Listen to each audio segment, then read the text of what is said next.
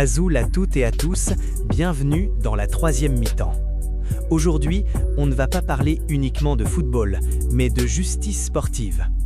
Les dernières décisions de la commission de discipline font polémique et soulèvent une question essentielle. Les règles sont-elles vraiment les mêmes pour tout le monde ? Entre sanctions légères pour des gestes graves et lourdes amendes pour de simples contestations, le malaise est réel. On décrypte tout cela ensemble, sans langue de bois. Le CR Belouizdad dans la tourmente. La Ligue de football professionnel a prononcé mercredi une série de sanctions disciplinaires qui touchent plusieurs clubs phares du championnat algérien. Entre suspension d'entraîneurs, amendes records et gestes antisportifs, la 15e journée aura laissé des traces. La commission de discipline de la Ligue de football professionnel, LFP, n'a pas fait dans la demi-mesure ce mercredi 13 janvier.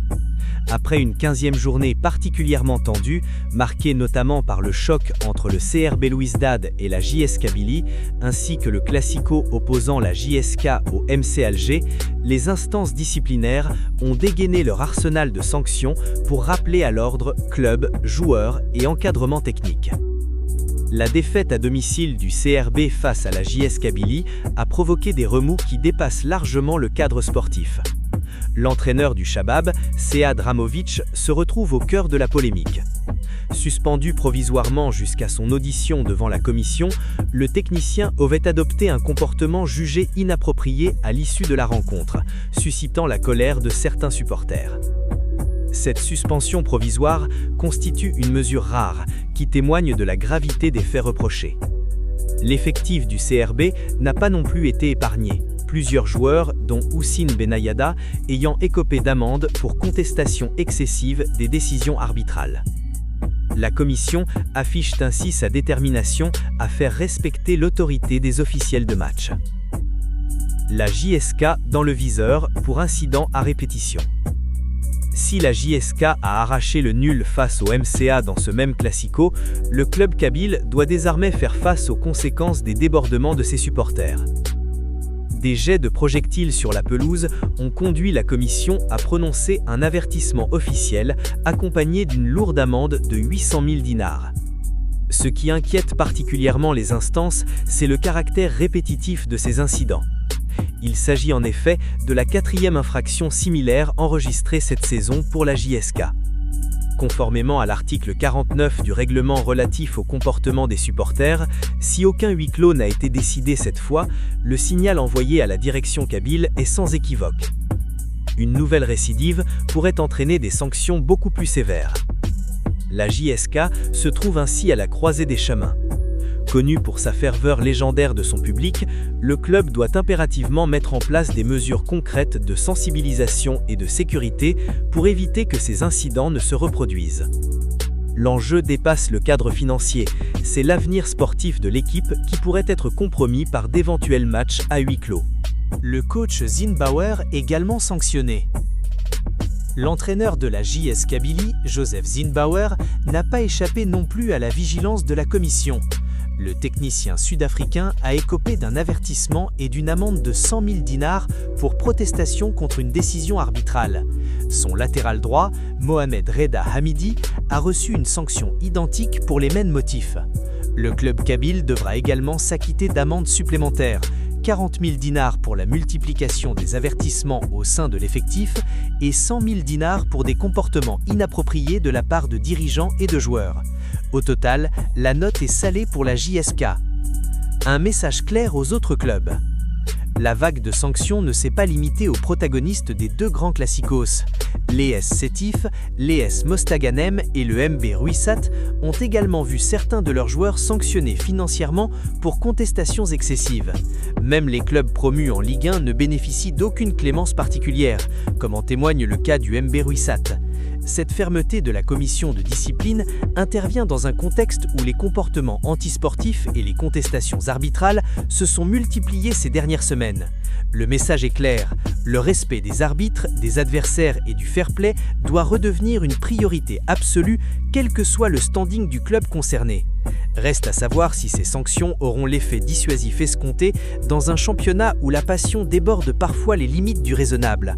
La suite de la saison dira si cette prise de position ferme de la LFP aura permis d'apaiser les tensions et de recentrer le débat sur le spectacle sportif.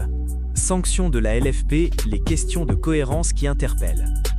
L'analyse comparative des amendes financières prononcées par la commission de discipline révèle des disparités qui méritent d'être relevées. Mohamed Saliou Bangoura, sanctionné pour son geste obscène envers les supporters kabyles lors du Classico, a écopé d'une amende de 50 000 dinars accompagnée d'une suspension de 6 matchs, dont 2 avec sursis. Dans le même temps, Joseph Zinnbauer, l'entraîneur de la JSK, s'est vu infliger une amende de 100 000 dinars pour une protestation verbale contre une décision arbitrale. Son joueur Mohamed Reda Hamidi a reçu une sanction financière identique pour des motifs similaires. Cette différence de traitement financier soulève naturellement des questions. Comment expliquer qu'une protestation verbale soit sanctionnée financièrement 2 fois plus lourdement qu'un geste obscène public filmé et diffusé sur les réseaux sociaux? La disproportion devient encore plus frappante lorsqu'on examine la nature des infractions. D'un côté, un geste délibéré d'insulte envers des milliers de supporters, acte qui a choqué l'ensemble de la communauté footballistique et terni l'image du championnat. De l'autre, des contestations verbales de décisions arbitrales, certes répréhensibles, mais qui s'inscrivent dans une forme de tension habituelle du jeu. La gravité objective des faits ne semble pas se refléter dans le montant des amendes prononcées, ce qui interroge sur les critères d'évaluation utilisés par la commission. Il convient toutefois de noter que la suspension sportive infligée à Bangoura apparaît proportionnée à la gravité de son acte. 6 matchs, dont 4 fermes, constituent une sanction qui reconnaît le caractère inacceptable du comportement. Cette sévérité sur le plan sportif rend néanmoins encore plus difficile à comprendre la relative clémence financière qui l'accompagne. On pourrait légitimement s'attendre à ce que la cohérence soit maintenue sur les 2 volets de la sanction. Ces disparités dans le traitement des infractions posent une question fondamentale. Existe-t-il un barème clair, transparent et appliqué de manière uniforme pour l'ensemble des fautes disciplinaires ? L'absence apparente d'une grille de lecture cohérente crée un sentiment d'arbitraire qui nuit à la crédibilité des décisions rendues. Lorsque des supporters, des joueurs ou des dirigeants constatent que des infractions de gravité différente reçoivent des sanctions financières inversement proportionnelles à leur gravité objective, la confiance dans le système disciplinaire s'érode naturellement. La multiplication des amendes de 100 000 dinars pour des protestations verbales, alors que des actes plus graves sur le plan de l'éthique sportive sont sanctionnés à hauteur de 50 000 dinars, crée une hiérarchie des alleurs qui interroge. Quel message envoie-t-on aux acteurs du championnat ? Cette inversion apparente des priorités risque de produire des effets contre-productifs et d'encourager une certaine confusion quant au comportement réellement sanctionnable avec sévérité. Il serait souhaitable que la commission de discipline publie et explique clairement les critères qui président à la détermination des amendes. Une telle transparence permettrait à l'ensemble des acteurs du football algérien de comprendre la logique qui sous-tend les décisions et d'accepter plus facilement les sanctions prononcées. De même, une harmonisation des barèmes selon la gravité objective des faits renforcerait la légitimité des décisions et leur acceptation par tous. Au-delà des montants financiers, c'est toute la question de la cohérence du système disciplinaire qui se pose et qui mérite une réflexion collective pour l'amélioration de la justice sportive dans le championnat algérien. Une question demeure et laisse songeur. Dans quel championnat un geste obscène public coûte-t-il moitié moins cher qu'une protestation verbale? La réponse à cette interrogation en dit long sur les priorités et les valeurs que notre football souhaite défendre. Voilà pour cette JSK News, un dossier qui mérite débat et réflexion car l'équité est la base de tout championnat crédible. Dites-nous ce que vous en pensez en commentaire, y a-t-il vraiment 2 poids, 2 mesures? Si cette analyse vous a plu, n'oubliez pas de liker, de vous abonner à la chaîne et de partager pour soutenir la 3e mi-temps. On se retrouve très vite pour une nouvelle émission. La JSK, toujours avec lucidité et passion, Tenmirt.